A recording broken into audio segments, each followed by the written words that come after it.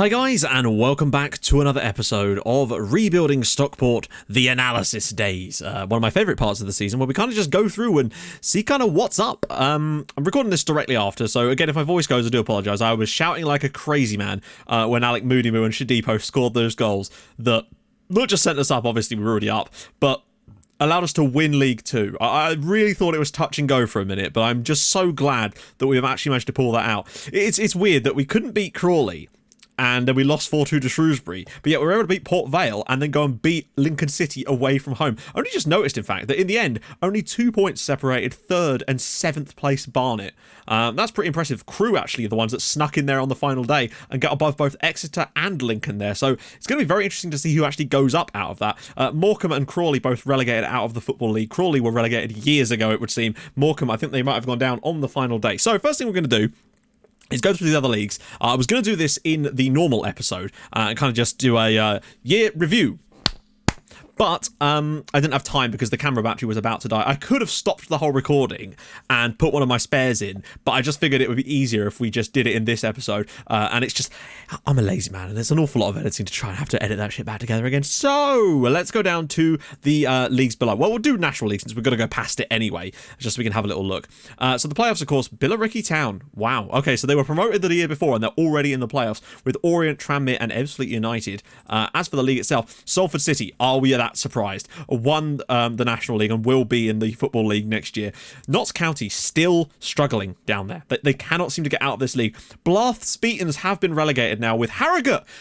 No way! That's ridiculous. Harrogate, who were in the playoff final last year with us, lost in the playoff final to us, and have now been relegated the following season. I would say it's a bit of a shame, but I don't like them very much because of the way we played against them during this save. Torquay and Maidenhead go down. Dulwich Hamlet as well, another one of the big boys from last year. Well, I say big boys. Surprise packages, you could say. Survived by goal difference on the final day in the National League. They could well have come up as well. That's quite a surprise, actually, to see both them and Harrogate only just, well, them stay up and Harrogate go completely bonkers and go down. A bit of a shame there. Alex Jones, player of the season down there, presumably playing on the right wing. Let's move down to National League North. It's a pain. I can't stop saying it. Macclesfield, Barrow, Chorley and Halifax in the playoffs there. Southport promoted. 80 points on the board for them. Macclesfield Town. It's crazy that Macclesfield Town are in National League North at the moment. FC United do go down along with Workington and Heddersford. That's a shame for them, isn't it? Darlington in there too. Farsley Celtic. Well, no, it's not Farsley Celtic anymore, is it? It's just Farsley. You might notice here, look, it's Ash Conway with his 7 Man of the Match awards for them. He's got 12 goals and 7 assists this year for Farsley in a team that aren't even doing well. This is the thing. They're a team that have only just really survived relegation in National League North, and him at 20 has got 7 Man of the Match awards, 12 goals in the league. Next year, I do wonder if there could be a place for him at the club, even just in case we need to use an attacking midfielder. He could be that man, you know? So yeah, moving down into the National League South. Got to make sure what's going on down south. See, Eastbourne Borough playing Braintree, Wilston are playing Brackley Town in the playoffs in their league. Dartford are promoted. They only got 79 points and won the league. Down go Cambridge City, one of my local sides, with a dreadful record, only 16 points. Gloucester City and Truro Cities. So all the cities go down completely there. Bit of a shame. So that's how that's looking. Let's just head up the leagues a little bit so we can go and have a look at what's happening in League 1. I'm fairly certain that Sheffield Wednesday won League 1 by an absolute country mile, I think. I did have a little look at one point. Yeah, they got 100 points. Finished 21 points of second place Charlton and 23 points clear of the playoffs and 28 points clear of dropping out. Charlton also go up to the Championship. Bury are in the playoffs to go potentially into the Championship next year with Rotherham, Barnsley and of course Bolton, who we knocked out of the Cup. Oxford miss out on goal difference, as do Bristol Rovers. Down come Blackpool, Gillingham, AFC Wimbledon and good old just Stanley. I've always liked him. Right, so that's how things are looking in that league. I don't think there's any huge surprises knocking around in there. A lot of clean sheets though for him though. And Paddy Madden, of course, who scored against us, I think, for... Well, he must have scored against us because that's why I remember his name. So into the Championship. Let's see who's doing well here. Probably the usual suspects, I would imagine. Southampton promoted, comfortably promoted along with West... Oh no, the league hasn't actually finished yet, and West Brom technically haven't got up yet.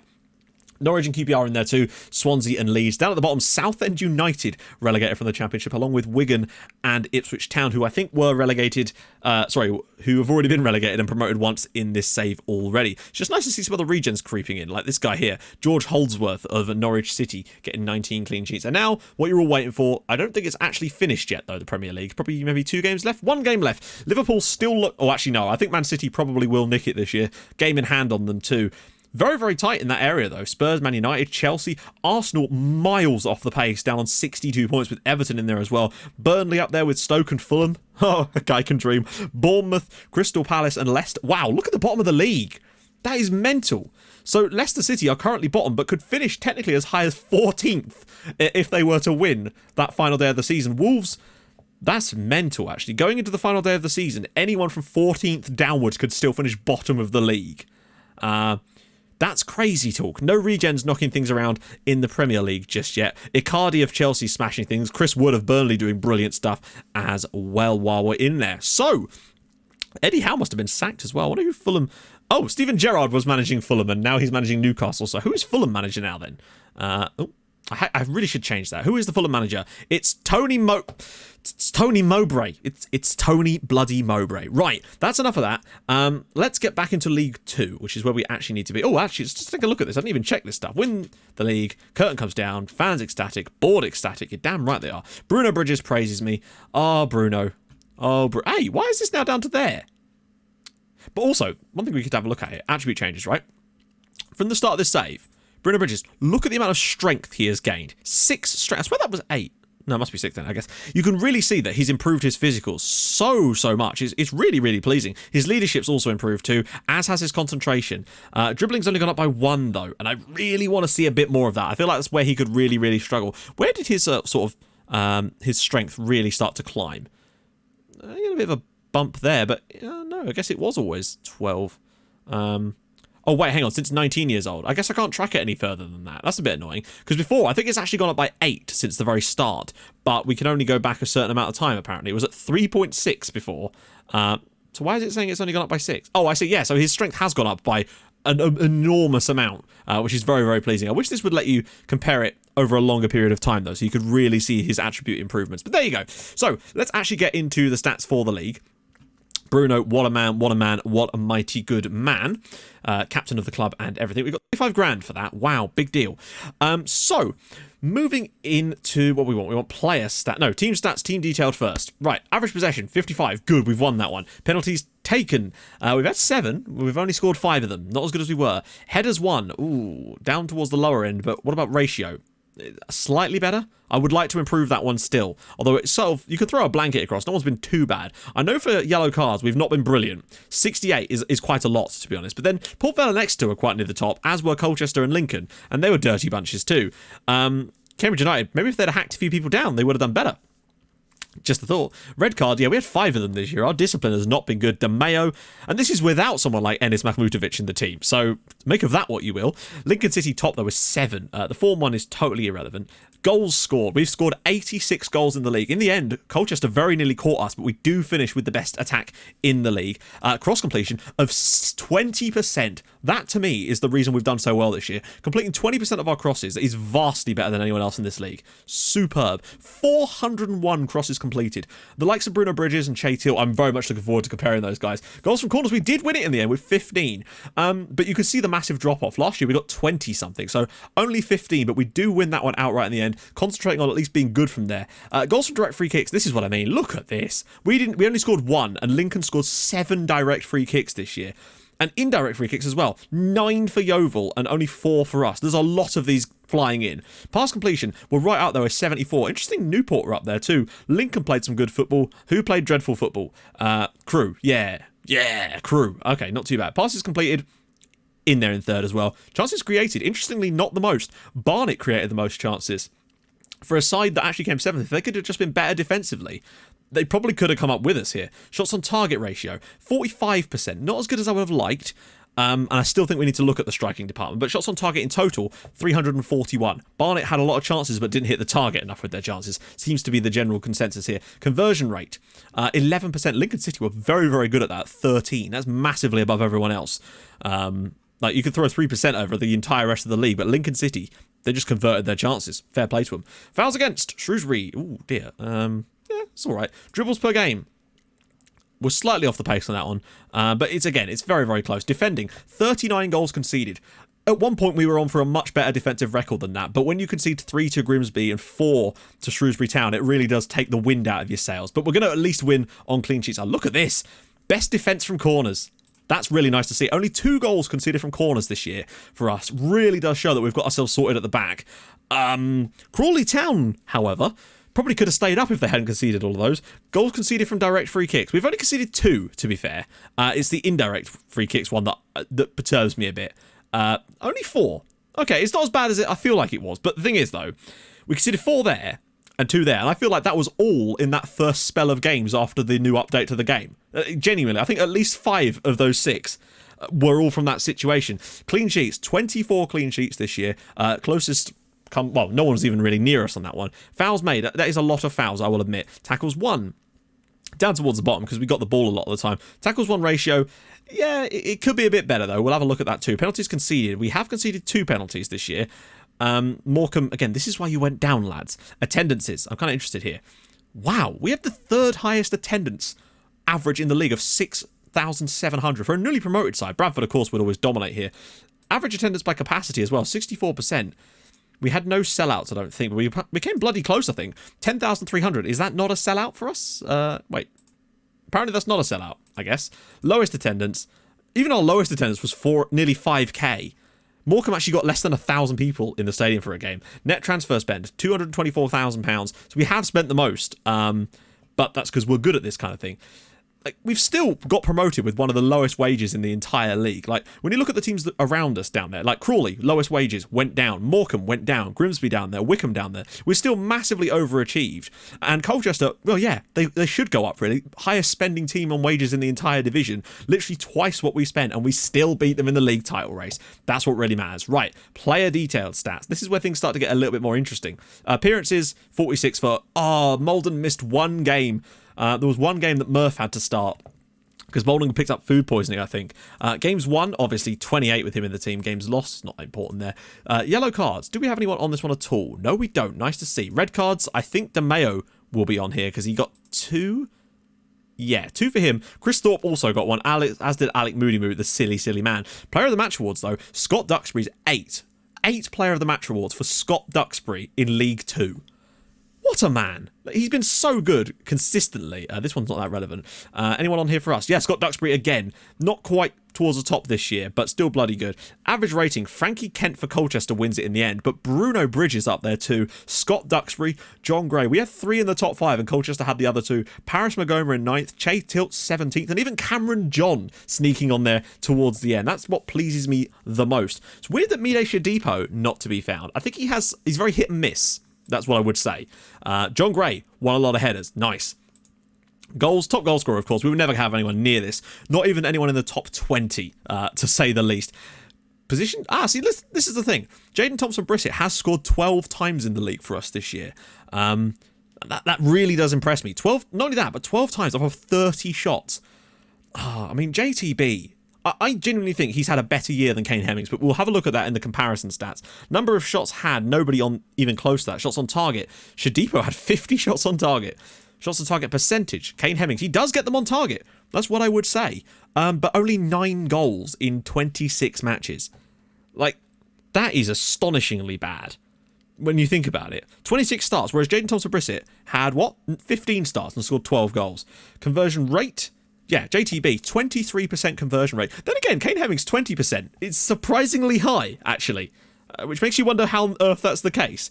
He had 45 shots. In fact, that's very interesting. JTB's had more shots than him. It suggests to me that Hemmings isn't actually doing his job when he's in the team, or he's doing too much of that. He's just not having shots. Team goals, Malden, 81. It's that 1 game he missed. That's what it is. Penalties scored.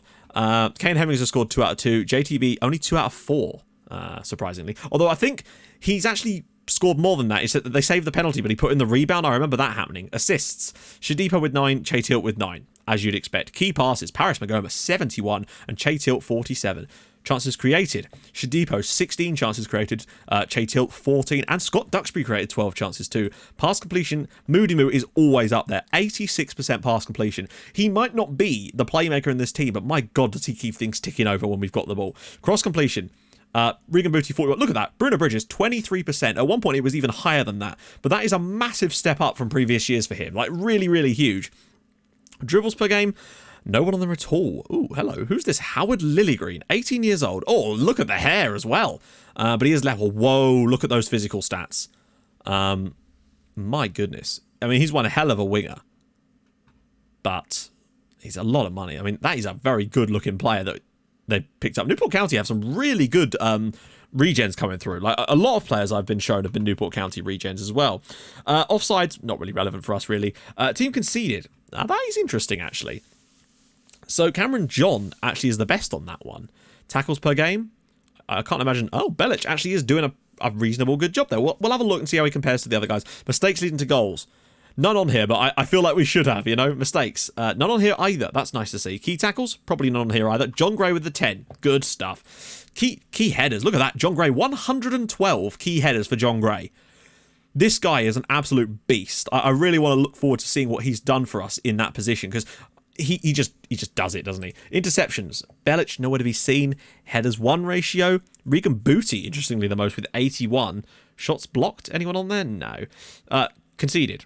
Dylan Phillips actually conceded the least goals, but he played 5 less games, and he also had a lot less clean sheets. Louis Molden dominates there. Saves held. Molden's only held 77 saves. He just hasn't had to, has he?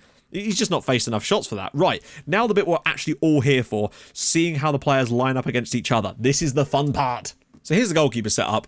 Nothing really to talk about with this, because we've got no real point of comparison. So we'll move on from the goalkeepers. Okay, so fullbacks to start here. I feel like they've played enough games that we can take a look at these guys and sort of see who's done what and where. Bruno Bridges, I feel like, is going to be dominant over Kake in most areas, but I'm interested to see how Duxbury and Lewis compare to each other. That's kind of the key here. Just looking at the ability, Lewis is top there with Kake and Bridges. Duxbury actually the lowest ability and definitely the lowest potential, but if he's performing well, that's what matters to me. So, assists is not important. Assists per 90 minutes, however, is. Lewis at 0.23, Duxbury, at 0.22. So basically dead even on that one. Bridges down at 0.10. So the assists are always lower on that right-hand side for the fullback there. That's not really their job. Their job is to give the ball to Che Tilt, who then does this. It's the overlapping fullback on the left that generally does the job.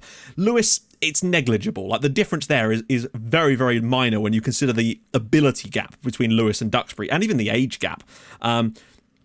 And more importantly, we'll look at chances created per 90 minutes as well. Like, Scott Duxbury dominates that, nearly double what Aaron Lewis has created. Bruno Bridges, of course, not dwarfing that much, but definitely bettering Kake in that one as well, despite being 3 years his junior. Duxbury's only got 3 years on Aaron Lewis as well, but you can see that the amount of chances he creates is so much higher in that position. It's not even close. Lewis has a better pass completion ratio than everyone else there as well, though, so he is at least linking the play up a little bit more, and maybe that's kind of what has helped. I think he's creating better.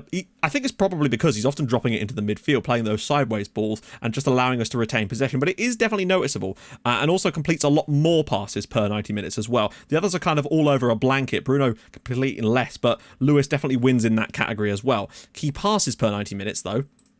Bruno Bridges, 0.94. Scott Duxbury, 0.94. That is huge. Bruno Bridges loves a key pass. Usually it's one into the channel for someone like Che Tilt or something like that. He just loves those passes. Him and Duxbury both love a key pass, and that's the key for me.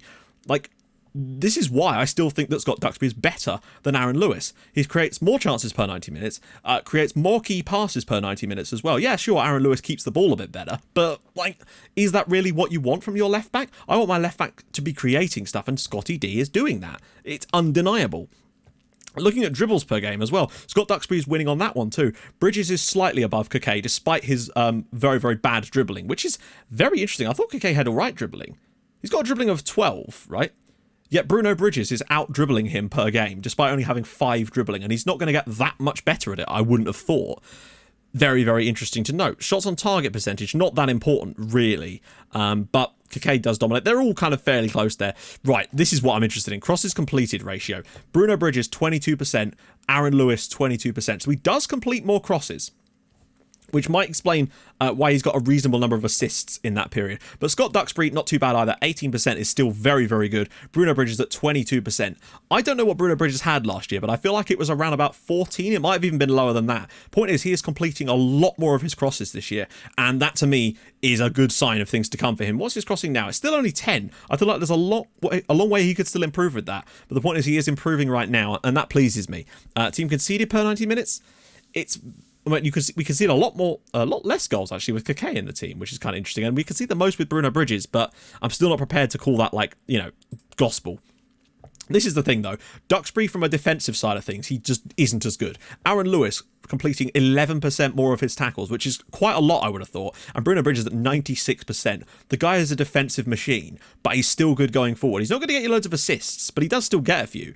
But he's going to create chances and create passes, and that pleases me greatly, but he's still good at doing the defensive side of the games. And that's why I think he works really well as that supporting role on that right-hand side for me.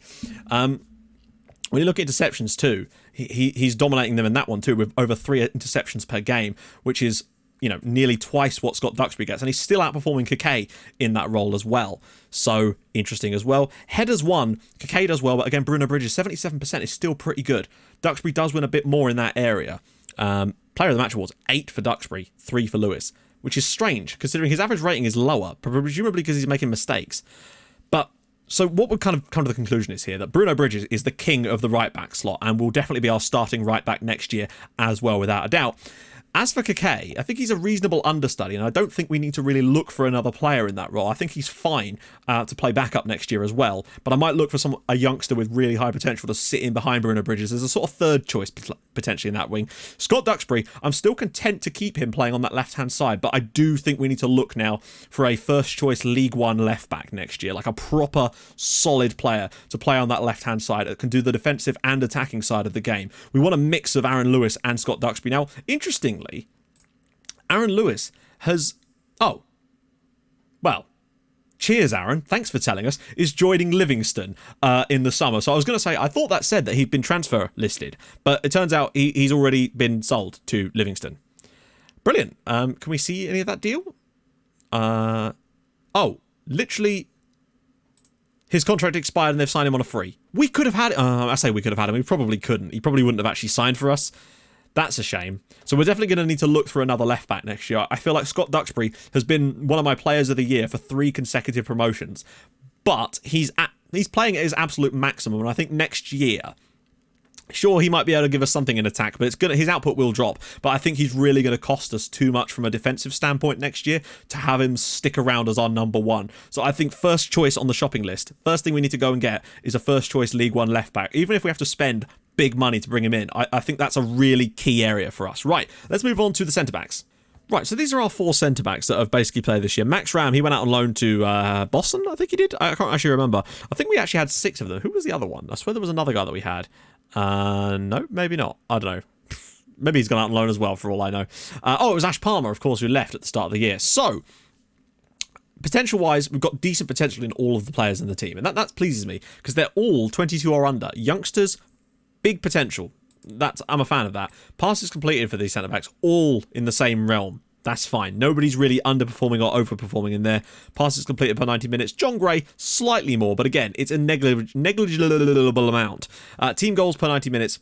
We score more with Feeney and Matt Casey in the team, but it might be because they've played against weaker opponents in the cups and stuff like that. So key passes. Again, Casey and Feeney. That's interesting. Team conceded per 90 minutes. We concede the most, though, with Matt Casey in the team. Morgan Feeney, though, we score a reasonable amount, and we don't concede that many either. 96% tackles won ratio. They're reasonable as well. John Gray, not too bad on that one. Interceptions per 90 minutes. Matt Casey and John Gray. Cameron John a little bit on the low side there, and as he is on the headers one. Matt Casey obviously dominating the air because he is 6'1000". Pat Fouls? Looking at the defenders, Matt Casey obviously is on loan, and there's no way that we're going to be able to get him back. Probably. I mean, it's unlikely that Frank Lampard's going to let us have him back for a start. Frank Lampard managing Pompey now, in case you were wondering. I'm fairly certainly still there. For God's sake. Yep, still there. So, there's that. I just don't think that... He's very good in the air. I think John Gray needs a really solid centre-back partner next year, and I think that's kind of where we need to look. Cameron John, he kind of flatters to deceive. He's got low determination as well. He's good in some areas, but I feel like he just lacks the technical ability to be a solid player for us at League One level, and I do worry about his ability to play himself out of trouble. I mean, you can really see how he really does lack a lot of the technical skills now. And I think that perhaps we need to be looking at someone else as a first choice partner for John Gray. Because John Gray, definite, no problem at all. I'll be more than happy to keep him as our first choice centre-back next year. No worries about that whatsoever. Fantastic player. Who is he actually wanted by? I imagine it's probably championship clubs. Yeah, Villa, Brentford, mostly championship sides in there. So there's no way I'm going to try and let this guy leave at all or anything like that, because I think John Gray has got mad potential. It would certainly appear. He wants to move to Villa, but I don't know if he actually wants to go or anything like that. So we should be all right. We're going to try and sign a centre-back partner for John Gray. Big potential, but big current ability too, if we can do. Even if we have to dip into those kind of leagues. He's also got 2 Player of the Match awards this year. Got a couple of goals to his name. I think he's definitely been the best performing centre-back this year, alongside Matt Casey. Cameron John's been the worst performer, and I think that's something we definitely need to look at. He's cost us a lot in places. Like, he cost us against Shrewsbury with some of his defending, and I think it might be time that he takes a slightly lesser role in the squad.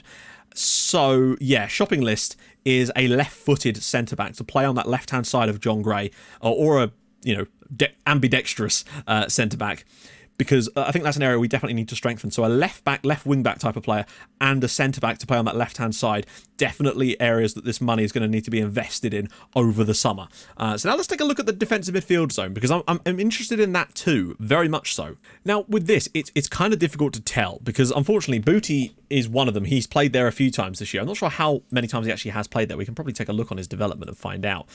He played there 12 times, and actually, weirdly, he played better when he was pushed further forward, if that's any kind of indication of his abilities there. De Mayo definitely played there a few times as well, I think. In fact, most of his appearances would have been in that role, yes. So he actually played better when he was further forward, playing as a sort of box-to-box type of player. In fact, he's put some really solid performances in there, playing it slightly further up the pitch, which is kind of interesting. So it's mainly Christian Belic that's played there. He's mostly played, he's been our first choice in that position. So just looking at this, I'm just trying to compare it as best I can. We can ignore Moody Moo for now. Moody Moo and Jack Payne are kind of the ones we need to just ignore for now. I'll just set it like that for now, because we're not really interested. Passing is decent. Belic wins that one. Booty, but of course Booty would have played further forward regularly, so it makes sense his passing would be quite high. Number of key passes per 90 minutes is kind of what we're more interested in. Compared the likes of... So, yeah, Belic with the least compared to Conor De Mayo, which is kind of interesting. This one's a bit harder to really work out. Tackles is what I'm more interested in with this position. So you can see that Conor De Mayo, 97% tackles won. He's definitely been better in that area, whereas Belic just hasn't quite had it. But interceptions and stuff like that is where I'm more interested in, which... here we go. This is what I want to see. So, Belic, 2.51, absolutely dwarfing Conor De Mayo. Belic is definitely more of a terrier in that position, cutting out the passing channels, that kind of stuff. 61% headers won is, again, better than Conor De Mayo. Aerial challenges won, again, more. We can see, weirdly, more goals with him in the team, which is kind of bizarre. I'm a little bit worried about his determination. I do wonder about Christian Belic, like how much better he's actually going to get. There's clearly potential there. I just don't know if he's quite working out with the way that we're playing so far. This year, when you look at his stats, 1 assist, which is fine. We don't expect that. Tackles won 91%. His passing's decent. He's dribbling all right. He's not getting red carded or anything like that. He's not been fantastic, but he's not been bad either. He's had a better season for us than he did than he did for Tamworth, presumably playing in a different league. So there is that aspect of things. But like, we play him as a defensive midfielder on defend. His tackling is fine. That anticipation is okay. Composure. None of his stats are like amazing. His passing is solid and his work rate is good. Strength and stamina are solid. But maybe he would be better as a halfback. Although, look, no, his heading's poor. I just don't know if a halfback role for him would be ideal, because he's not the bravest either. I don't know. Like, it really just wants jumping reach. I think as a defensive midfielder, it's definitely his best role. But I do think if we could find a first choice sort of League One quality defensive midfielder next year, then I'll definitely be looking to bring one in, because I just don't know if Belic has what it takes to continue to improve at the rate that we need him to do a job for us in League One next year. So that might be another position that I'll look to strengthen. Frankly, it's just not looking great for me in that position. So we'll move over to centre midfielders now. Okay, so these are the sort of 4 players that have played as most of the time as our as our central midfielders. Now, obviously, they've played in a variety of positions, in varying in ages and whatnot. Some of them more box to box, some of them more as the playmaker, and some of them kind of equal parts both. Mostly Moody Moo and Magoma have been the ones deployed in the box to box role. Moody Moo almost exclusively there. Booty virtually always as a deep line playmaker, as has Jack Payne. So we'll kind of have to bear that in mind with what they've actually contributed this year. Goals per 90 minutes. Alec Moody scored 11 goals for us this year. That is a much higher output than someone like Paris Magoma, who played a lot more minutes too. Moody is just a box-to-box specialist. Having 11 goals, like that is an amazing amount. Last year he got 5 goals in 29 appearances. This year he got 10 goals in the league. I'm really, really impressed with his performances for us this season. Definitely had a better year than last year. Less assists, but 10 goals in the league is ridiculous. Like, genuinely fantastic. Wow, he actually played for a team called Stockport Town. It's kind of cool. So Moody Moo continues to impress me. Very, very pleased with his performances this year. Assists per 90 minutes, it's very low. Booty with the most with 4. Jack Payne, I mean, that's just not a lot of assists for deep line playmakers. Their role in this squad clearly is not to create goals, but to facilitate other players creating goals. Getting those balls outside, most of these are probably deliveries from free kicks and stuff like that, to be honest. Pass completion, I'm interested in, though. Moody Moo, Jack Payne out on top there. Jack Payne doing a decent job still, but Moody Moo, again, is the king of pass completion at 85%. Very, very pleasing. Chances created per 90 minutes. Yeah, Moody Moo and Jack Payne very, very low on that, despite playing as a deep line playmaker, whereas Magoma and Booty definitely know how to create chances a little bit more, that's for sure.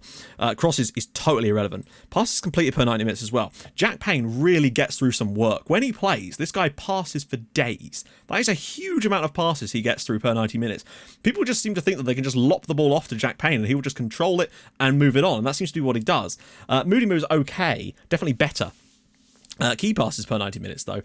Booty on the low side there. Magoma, the guy can pick a key pass. He's often further forward down the pitch and can slide some balls in. I think it's because he also takes free kicks. They might well count as key passes.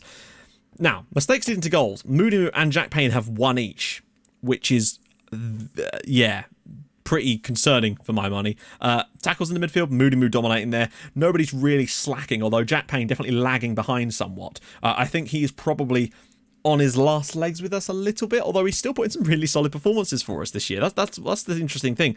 Interceptions per 90 minutes. Booty, because he is more of a defensive midfielder at times, definitely is going to be out on top of that one. But Magoma and Jack Payne, all kind of across a reasonable amount here, but headers 1 as well. Magoma, definitely the massive one favourite there. Jack Payne, again, falling a little bit short, if you pardon the pun.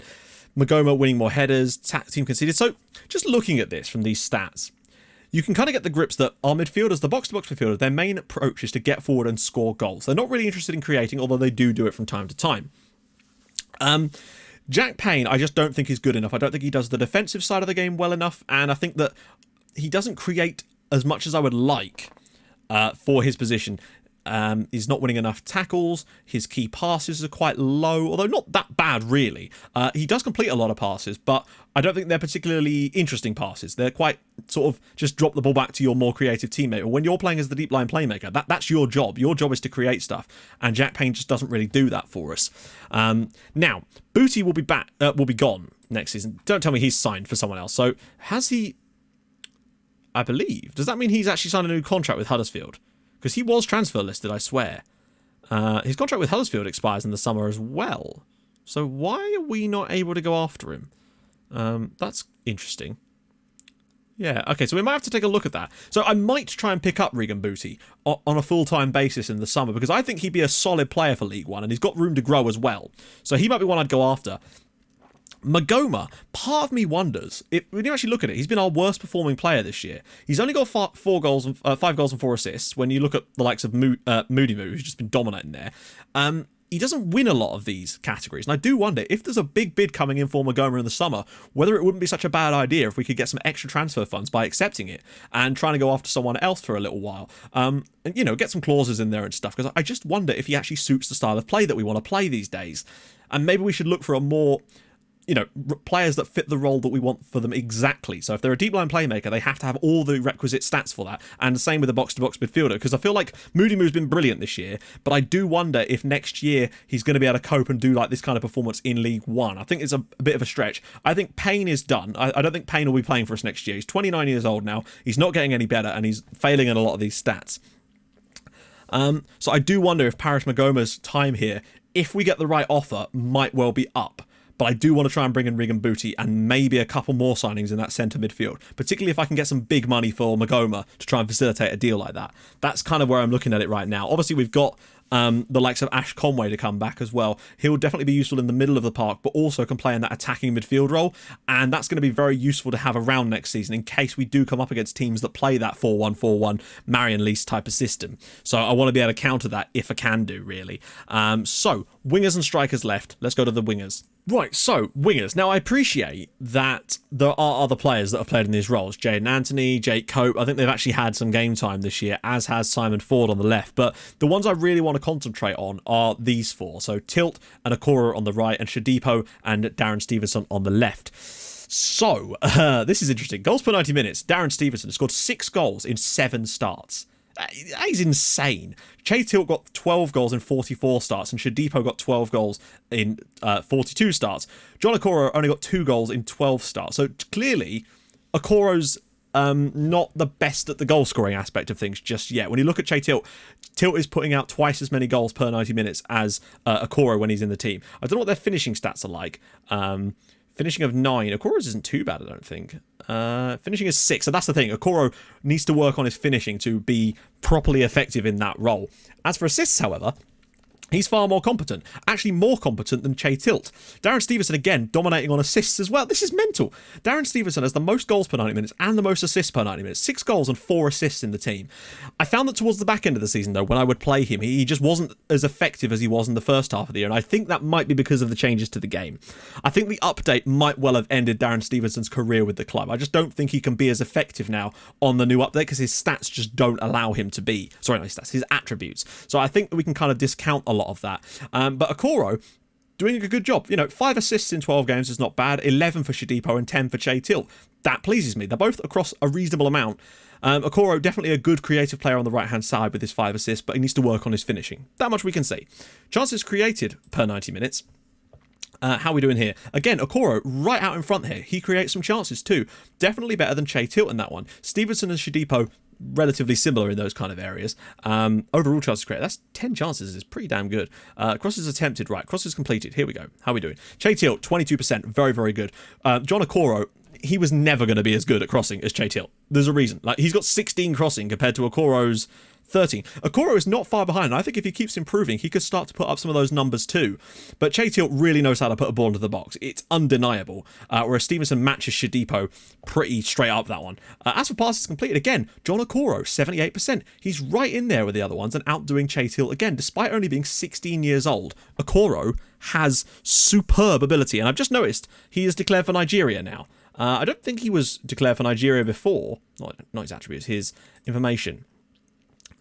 Well, he was born in Lagos, rather. So it makes sense that he would, declare for Nigeria. So he, actually, that might explain why I don't have him on one of those clauses in his contracts for international games, because I feel like this guy will be a Nigerian international, no doubt about it. Key passes per 90 minutes. Yet again, John Okoro out on top, just in front of Che Tilt. Just to give you an idea of how good John Okoro is, he's outperforming a guy 7 years older than him in virtually every category. Literally, the only one he's not outperforming him in is the crosses completed percentage and the goal scoring. That's literally the only ones that he's failing on at the moment, and that is impressive considering he's 7 years younger. That really does impress me. Okay, shots on target, not as great, but again, with his worse finishing, that makes sense. And you can see he less on shots on target. And also, look at this, dribbles per game. 1.29 dribbles per game. Is his dribbling better than Che Tilt as well? He's got 11 dribbling to Che Tilt's 9. So yes, he's outperforming Che Tilt in that category too. Stats would suggest it, and again, 7 years younger. I think John Okoro could well start for us on the right side next year. When you look at that ability, it's mental how good he's actually been for us. His average distant run, slightly less, but that you could argue is him being smarter with his play. I don't know. Average rating overall, weirdly his is the lowest, but maybe because of the goal scoring thing, I don't know. Point is, I'm very, very pleased with the way John Okoro is developing right now. As a winger on attack, the main things he needs, his anticipation could be a bit higher, his off the ball could be a bit higher, and some of his physicals could do with going up as well. But I still think there's a long way to come from John Okoro. What do we think of his report so far? He's well suited to National League football. I just don't believe that for a second. look how tight it is in this position. There's so many players that you could throw a hat over for that particular role. And I just feel like John Okoro has the potential to be that guy. Like 12 months ago, how's his stats improving over the 12 months period? So his stamina's improving. His balance has improved by 2. Corner's gone up. First touch gone up. Long throws, not that that's relevant. His passing has improved by 1 as well. I'm impressed with the guy, and I think his physicals will continue to improve, particularly as he leaves his teenage years in a couple of seasons. I think he'll see a Bruno Bridges-like physicals burst. And I think once he gets his physicals up, this guy could really be something. Like right now, he's quite a slight player, and he'll get knocked off the ball a fair bit. But the fact is, at the moment, he's still taking people on and beating them pound for pound quite often. So I think maybe giving him a chance next year. We are stacked in that right wing position at the moment. Like, it's undeniable. The amount of players we've got on that right-hand side. Tilt, Shadipo, Okoro, Cope, Jaden Anthony, Marcus Brooks, remember him? He's not made a single minute for us this year since he signed from QPR, but he's still at the club as well. Obviously, I'll look out, and if I see any youngsters with really high potential in that position, I'll obviously try and pick them up. But I don't think we need to strengthen on that right-hand side at the moment. I'm fairly content with the way that's playing it out. I'm a little bit more concerned about the the left-hand side, really, because we're looking a lot less... a lot less reinforced on that one. I feel like Shadipo is a decent player, I do, but at times he has faded in and out of the squad, doesn't enjoy big matches, and is fairly susceptible to injuries. And I do wonder if maybe looking out for a first-choice left winger could be a good option, and moving Shadipo down to more of a backup, particularly with the potential ability being capped in the way that it is. So, yeah, I do wonder if maybe someone else in that position could be what we need to do a bit more shopping. So far, this is what we're doing shopping-wise. Left back, definitely. Left-sided centre-back, definitely. Defensive midfielder, if we can find one. Back up on the right-hand side, if they've got high potential. A first-choice guy on the left. And up front, this is an area where we absolutely need to look at right now. And that's what we're going to do. So these are the 3 strikers that we currently have at the club. Jaden Thompson-Brissett, Kane Hemmings, and of course Chris Thorpe, the young 17-year-old. I'm going to include him in this because he's done all right for us in a few games that he's played. So I want to give him a chance to sort of see what he can do. I just don't know if he's going to be perfect for the role that we kind of want, because his passing and vision, they just don't quite do it for me yet. It is interesting, though, that at only 17 years old, he's got such good physicals. And when he gets that little burst as well. And look at that, 12 finishing, 14 first touch. Heading is solid. It's got some good mental stats in the determination, flair, leadership off the ball. There's a lot to like about Chris Thorpe. There really is. And I do wonder about him if we could retrain him successfully. Just improve certain stats, you know. So goals per 90 minutes. Look at that. Jaden Thompson-Brissett, 0.55. Hemmings is well below that. Assists per 90 minutes. Again, Jaden Thompson-Brissett, 0.23. Well above Kane Hemmings, despite playing a lot less minutes. I only played 400 less minutes, but a lot less appearances. He scored more goals and got more assists. He's just a good player, you know? Chances created per 90 minutes. Once again, Jaden Thompson-Brissett outperforming Kane Hemmings. Even Chris Thorpe is outperforming Kane Hemmings on that particular stat, and he's not even really supposed to be doing that. Crosses completed. Oh, I've got winger analysis on. That's dumb of me. Let me put it on striker analysis. Right, let's try again. Assist, we've already done that bit. Chances created, that's fine. Apparently I left that one in there anyway. Crosses completed.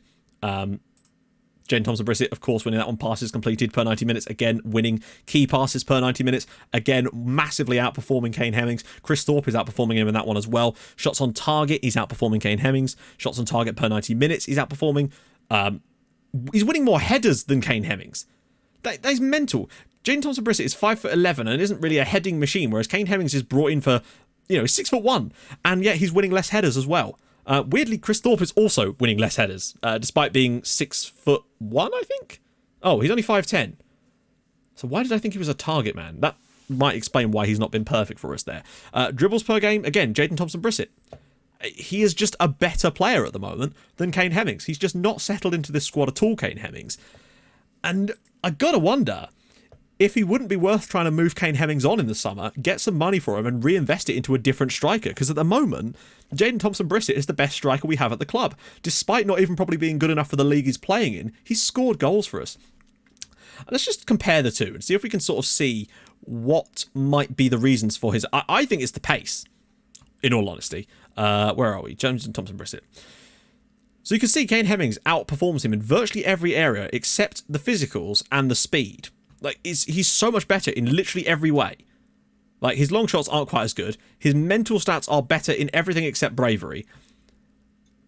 But he's not that much slower. His balance is slightly worse. He's slightly taller. But when you look at the statistics compared, it's a no-brainer here, really. The goals per 90 minutes is vastly better. assists per 90 minutes is even more in his favour. Jaden Thompson-Brissett, he even covers more ground. Is his work rate better? I don't think it is. It's minorly worse. I'd like to improve injury prone.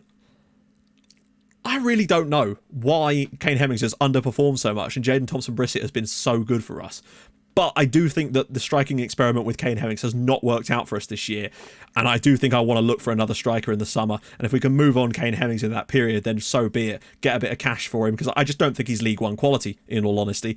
And I don't think Jaden Thompson-Brissett is either. But he's at least shown something in the league this year. You know, when you look at their comparison of stats, even just in goals scored, 10 goals to 12 goals, 5 assists to 2 assists. He's just been a better player in every possible category.